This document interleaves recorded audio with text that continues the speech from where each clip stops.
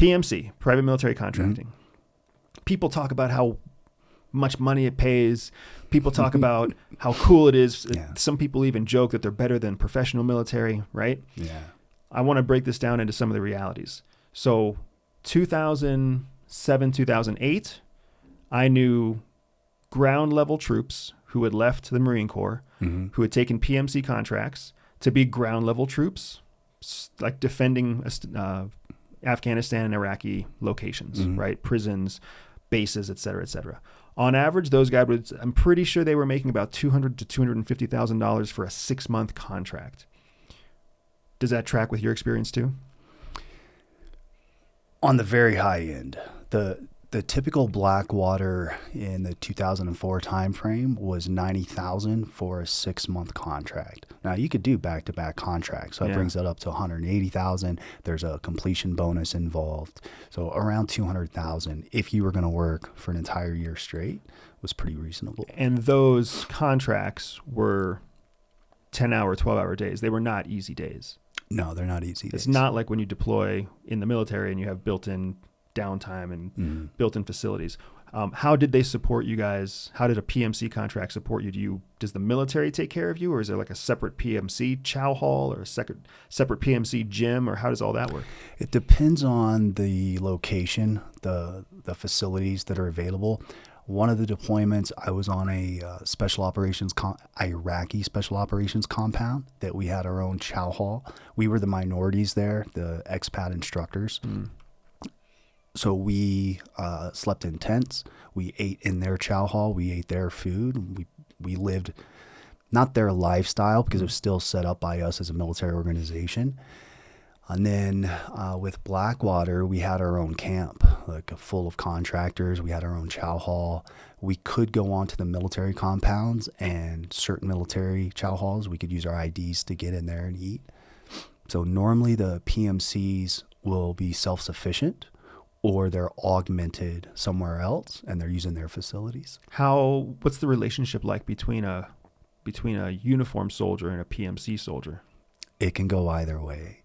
Early 2004, 2005, those soldiers loved Blackwater. You could go into a military Humvee, and on their dash, where the tactical commander sits, he would have the call signs for Blackwater Aviation and Blackwater QRF. Because if you called Blackwater, they were going to come for you, like no questions asked. In the early stages, eventually rules and policies got in place, and you have to follow, stringent guidelines. Of course. So in that aspect, they loved the fact that they could call you and there was no red tape. We were going to come assist you. There's other people that will look at you and go, oh, you're in a polo shirt and tactical equipment. I'm like, yeah, it's in my contract. I have to wear a polo shirt. But I'm still going outside in the wire and conducting missions. And it really comes down to how you portray yourself. Like if I walk up to a soldier, I introduce myself. How are you? I'm not better than you. I'm not because I make more money or because I have a different job title or what I do. I'm just here like you are.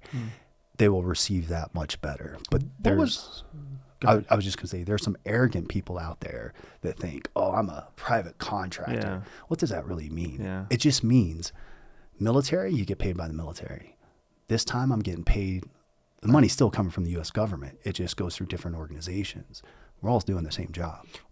What was the business case to have an organization, a private organization, supplementing the U.S. military in 2004, 2005? Efficiency, saving money. Don't say that too much. Don't say that too loud right now. Yeah, so that's what it is, right? Like Eric Prince, there's an article that you can find online. They were talking about doing maritime interdiction operations for piracy. And the U.S. military, as an example in this article, says, okay, if we're going to send 3 helicopters, we're going to send 9. We need a couple helicopters for every operational helicopter. Now you need all the support crew, the logistics, the footprint becomes extremely large. Eric Prince says, I'll send 2 helicopters, 2 flight crews, and some supplies for this much money. They'll be there in 24 hours. They will work long days, long hours, every single day. They will be more efficient at this. And he always came through with that type of stuff. So private military contractors, I hesitate to say they can navigate the red tape. There's different regulations and rules and efficiencies that the military can outsource the work to somebody that can just go out and get it done. Yeah. You know, I can understand that too, because again, speaking through the business lens, if you need 3 sets of teams, but you only have 2 sets of teams, then essentially what that means is the 2 teams doing the job for 3 teams gain proficiency that much faster. Absolutely. Gain mastery that much faster. And then all you need to do is have a strong contingency plan for what happens when one of those 2 crews goes down. Mm-hmm. And then you bring in a 3rd crew that essentially operates as a 2nd crew, again, rapidly building proficiency, rapidly gaining mastery. Yep. Where the U.S. military will send 9 crews, nobody becomes proficient, nobody becomes masterful at what they do. They all they wait till it's their turn to check the box or punch the code. And then they don't do it very well. And I am owning that as a former military person myself. Yeah. I was a redundancy of a redundancy of a redundancy when I was in the nuclear missile silos. Absolutely. And you own that. You start that becomes your justification for why you just do the bare minimum, why you don't have to worry about working hard. There is no such thing as a completion bonus. There's no such thing as a performance bonus. There's no getting invited back. You're on a contract that you control, whether you re-up it after 5 years or not. It's a whole different ballgame in the private world. It is. And so that private world, you can weed out people quite easily. You are paid decently, you're provided the right equipment and gear, and you're expected to go perform a job. And it's not 7 to 5. Yeah. It may be 3 o'clock in the morning, and it will end when it ends.